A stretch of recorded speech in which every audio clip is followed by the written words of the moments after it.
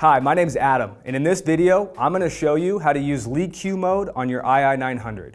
Leak queue mode is a mode that allows you to point the ii900 at a leak and get an estimated size of that leak.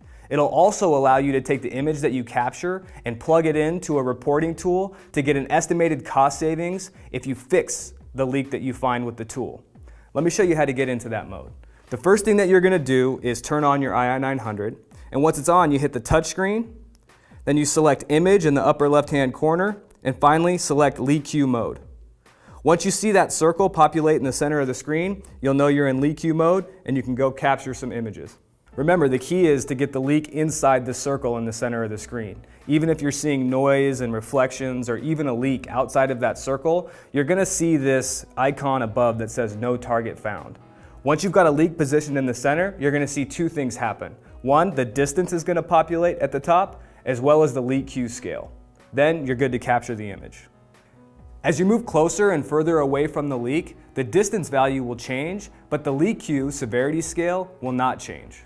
Capturing images in leak queue mode is a little bit different than capturing images in the image mode or video mode with the ii900.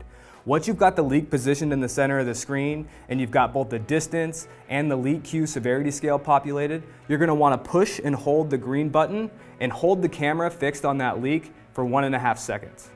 If you have a leak positioned in the center of the circle but you're not seeing a distance value, it might be because you're too far away, the environment is too noisy, or you don't have direct line of sight. But you can still get a leak quantified value estimation by manually entering in that distance. All you have to do is push that distance icon and manually enter the value. Now that your image is captured, you can add text notes, photo notes,